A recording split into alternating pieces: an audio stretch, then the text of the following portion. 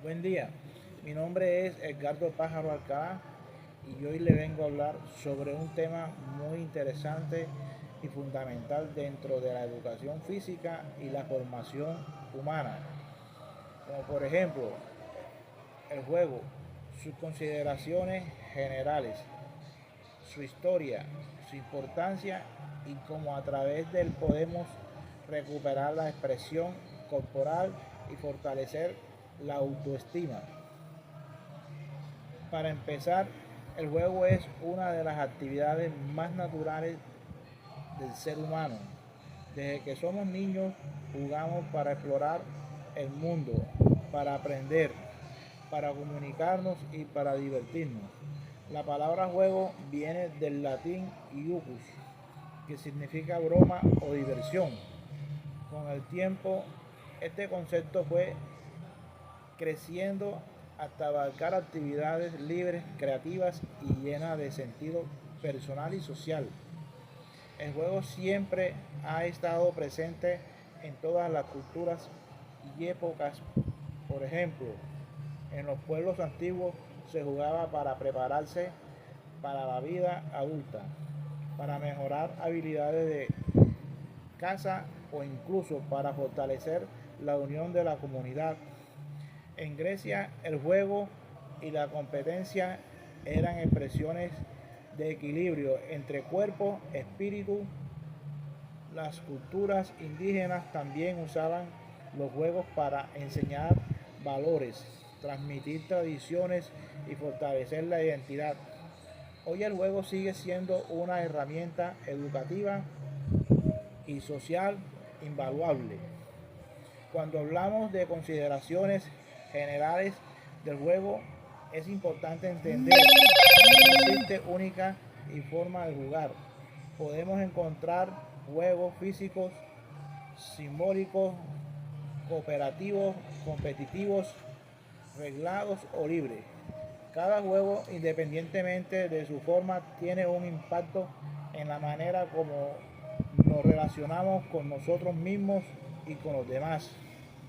Entre sus funciones más importantes encontramos que el juego desarrolla habilidades motoras, fortalece la creatividad, mejora la atención, favorece la convivencia y ayuda a regular emociones. Además, ofrece un espacio donde el estudiante puede expresarse libremente, equivocarse sin miedo, trabajar en equipo y descubrir lo que siente y lo que piensa. La importancia del juego radica en que nos enseña valores humanos, solidaridad, empatía, tolerancia y respeto. Le da al estudiante la posibilidad de ser protagonista de su propio aprendizaje, de moverse experimentadamente en el mundo y de manera más profunda y significativa. Dentro de la metodología dinamizadora, estudiantes, maestros, estudiantes, el juego y una herramienta esencial. Aquí el maestro no es el único que guía, sino que el estudiante también participa, propone, crea y aporta desde sus experiencias. Esta relación horizontal fortalece la confianza, la autonomía y el aprendizaje colectivo.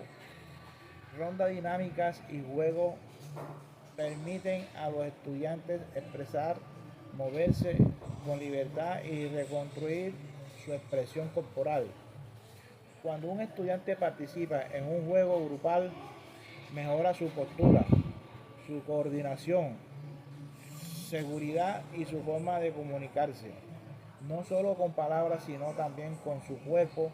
Así se fortalece la autoestima, porque aprender a valorarse comienza por sentirse capaz, libre y aceptado. Después de conocer estas bases contundentes y continuamos ahora con la unidad, el juego, sus ventajas, su clasificación y su papel pedagógico. Para comprender más a fondo el juego dentro de la educación física es necesario analizar varios aspectos: las teorías del juego, sus características, los factores que influyen en él, su clasificación y el papel pedagógico que cumple dentro de la enseñanza. La teoría del juego ha intentado explicar por qué jugamos. Algunas teorías dicen que jugamos para liberar energía acumuladas. Otras afirman que el juego es una preparación para la vida adulta. Otras defienden Otras defienden que jugamos porque nos ayuda a adaptarnos al entorno, y también hay teorías que ven el juego como una necesidad emocional, social y cultural. Todas las coinciden en que el juego es esencial para el desarrollo humano. Entre las características del juego encontramos que siempre es libre, voluntario, placentero, creativo y emocional. El juego no se obliga, se invita. Tampoco se vive igual en todas las edades, pero siempre genera alegría, exploración y aprendizaje. Además, el juego se desarrolla dentro de un espacio simbólico donde el estudiante puede imaginar, construir, inventar reglas y transformarse.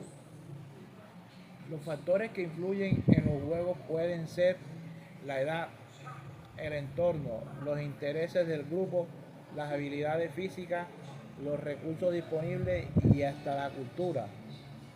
No es lo mismo un juego tradicional indígena que un juego urbano, moderno, porque cada uno refleja la identidad de la comunidad que lo practica. Entre las ventajas del juego encontramos que mejora las habilidades físicas, desarrolla la creatividad, favorece el pensamiento lógico, refuerza valores, fortalece la memoria, reduce el estrés y ayuda a regular emociones.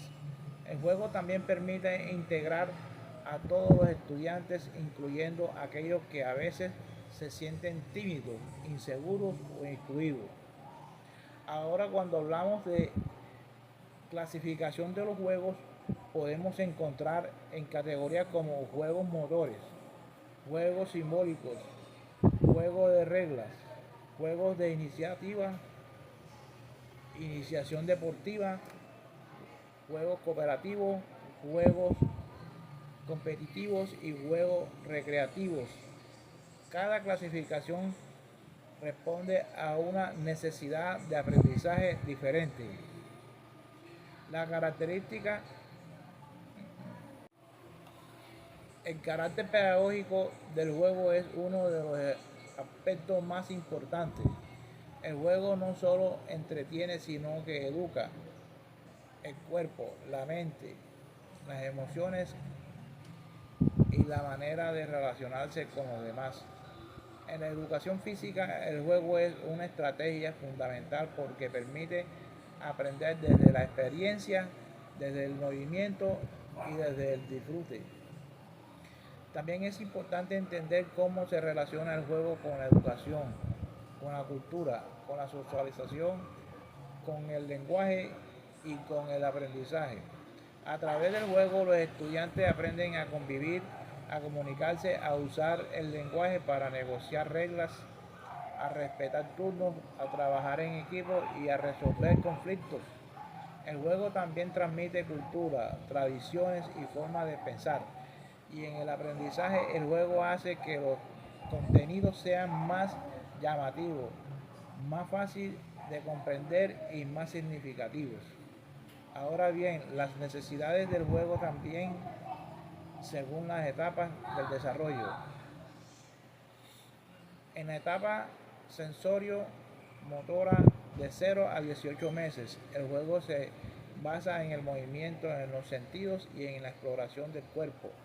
En la etapa exploratoria, 18 meses a 4 años, los niños juegan para descubrir, tocar, imitar, empujar, lanzar y experimentar. En las etapas de rol social, de 5 a 7 años. Juegan imitar profesiones, personajes, situaciones y comienzan a construir reglas sencillas. En la etapa de cooperación social de 7 a 12 años, los juegos ya tienen reglas claras, trabajan en grupo, respetan turnos y desarrollan estrategias. Pasando a la intervención didáctica, esta se divide en varios pasos. En el primer paso, la preparación y formación del profesor. Es fundamental porque el docente debe conocer los juegos, saber adaptarlos, saber cómo evitar riesgos y cómo motivar al grupo. El segundo paso es la organización y planificación, donde se eligen los juegos, los materiales, los objetivos y el espacio. El tercer paso es la formación de los participantes, donde se explica el juego, su regla y su propósito. Y el cuarto paso es la ejecución, que debe ser dinámica, segura, participante y con espacio para la reflexión.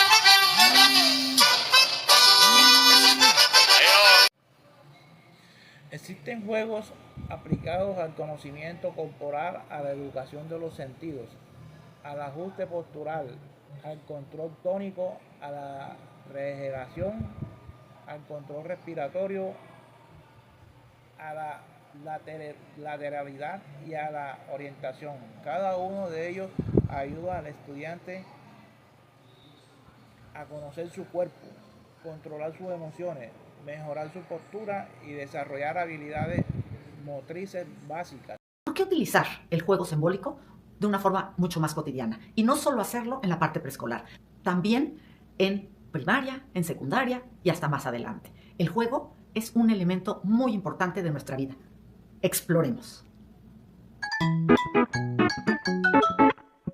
Antes que nada, jugar. Y nada más jugar, realmente es algo muy importante en la vida de todos y todas. Y debemos de fomentar que para los niños y niñas de las escuelas también suceda en casa. Por eso es importante orientar y platicar con los papás para que puedan tener estrategias y aprendan a jugar con sus hijos. Uno de los asuntos que debemos de promover en los niños y niñas, tanto en las escuelas como en las casas, es promover la curiosidad. El tiempo libre, de que ellos jueguen y que no los estemos guiando en un juego de se tiene que hacer así y así va a ser, etc. El juego no debe ser una tarea, sino debe ser un aspecto lúdico, divertirnos, dejar crecer nuestra imaginación. También demos chance de que tengan momentos de tranquilidad. Si dejaron de jugar, no tenemos inmediatamente que ponerles otro juego. Igual necesitan esta parte para meterse en sí mismos y entender lo que jugaron, vivirlo, disfrutarlo. Cuando juguemos con los niños y las niñas, démosle nuestra atención. No estemos la mitad aquí y la mitad allá. Démosle nuestra atención. No pensemos en otra cosa. Estemos ahí con ellos, porque si no, créanme que lo van a percibir. Nosotros debemos ser parte activa cuando estamos siendo parte activa de un juego, y participativa y colaborativa. El respeto individual hacia uno y hacia el otro es muy importante. Por otro lado, también debe ser una actividad agradable, disfrutable, pero disfrutable para todos, adultos y niños. Sin embargo, en esta cápsula me voy a adentrar un poco más a hablar del juego con fines y objetos pedagógicos, porque se los estoy haciendo para el Consejo Técnico Escolar y desde un contexto escolar. Antes de adentrarnos en la importancia del juego, sin embargo, y del juego simbólico, reflexionemos sobre por qué es indispensable que exista este juego en la vida de niños y niñas. Cuando los niños están en la primera infancia, queda mucho más claro para los adultos enfatizarlo y jugar, etc. Pero les recuerdo, también debe estar presente conforme han crecido. El juego debe ser parte. ¿Y saben qué? También debería de ser parte de nuestra vida de adultos. El juego promueve, por ejemplo, el desarrollo psicomotor, ya sea grueso o fino, coordinación fina también. También ayuda a tener una mejor coordinación de movimientos. El juego incide en el desarrollo sensorial. Por ejemplo, discriminar formas, texturas, olores, colores, tamaños. Todo esto es parte que aprendemos mientras jugamos. 3. En el área socioemocional, a través del juego, por ejemplo, se reconocen y se experimentan varias emociones que tenemos en ese momento, que tuvimos, que hemos visto. Desde el juego vamos reconociendo las emociones, también experimentándolas. Por ejemplo, sorpresa, alegría, asombro, miedo, frustración. ¿Sabías que al representar personajes, las y los niños deciden cuándo, cómo, durante cuánto tiempo ese personaje va a hacer determinada cosa? Y lo que sucede es que los niños y niñas les prestan sus emociones a esos personajes que están representando en ese momento. ¿Sabías, por ejemplo, que los juegos contribuyen a una estabilidad emocional? Y de ahí, por ejemplo, que en las terapias se hace el juego para que a través de él los niños se expresen. 4. Estimula áreas lingüísticas y cognitivas. A través del juego vamos aprendiendo cosas, vamos incorporando nuevas palabras a nuestro vocabulario, de nuestro entorno, desarrollamos nuestro pensamiento, en fin, esto es parte esencial de lo que sucede. También los vínculos afectivos, amistosos, el trabajo colaborativo, porque estamos haciendo un juego de roles, estamos compartiendo, estamos haciendo un juego de construcción, o sea, todo con otras personas, todo esto implica colaboración. Y el trabajo colaborativo nos permite compartir y trabajar dentro de pequeños grupos y grupos más grandes. También, por ejemplo, a través del juego y del trabajar en grupos y colaborativamente, podemos experimentar diferentes roles porque nos tocan unos o nos tocan otros. Y esto hace que desarrollen los niños y niñas empatía, seguridad, habilidades de negociación, ¿no? De resolución de problemas. ¿Sabías que a través del juego los niños y las niñas miden sus propias posibilidades de hacer cosas diferentes? Así lo van experimentando y van teniendo confianza en poderlas hacer. ¿Sabías también, por ejemplo, que el juego permite comprender la reciprocidad, es decir, dar y recibir? Además de que, como ya les decía, fomenta la empatía. Los invito a reflexionar cuáles son las habilidades sociales que fomentan ustedes con sus alumnos y alumnas. Por ejemplo, cuando incorporan juegos. Y cuáles son las áreas cognitivas que estimulan con estos juegos. Y hablemos ahora del juego simbólico. Los niños y las niñas pueden representar escenarios, que pueden parecer, por ejemplo, invisibles y que no los vemos, pero realmente no son tan invisibles y para ellos, son cosas que están viviendo en su mundo interior. Cuando ellos representan, recrean estos personajes, estas situaciones, a través de su imaginación, pueden digerirlas, pueden comprenderlas, pueden entenderlas. Y van recreando su realidad o realidades inventadas. El juego simbólico aparece después de los 2 años, ¿ok? Entonces es cuando los objetos y los lugares empiezan a volverse mágicos. Además, por ejemplo, recordemos que el juego promueve la comunicación. Y entonces el juego se empieza a desarrollar el simbólico a partir de los 2 años, pero lo continuamos utilizando a lo largo de la vida. Y que promueve también el desarrollo del lenguaje, la sociabilización, también la autocrítica y el autoconocimiento, la autorregulación.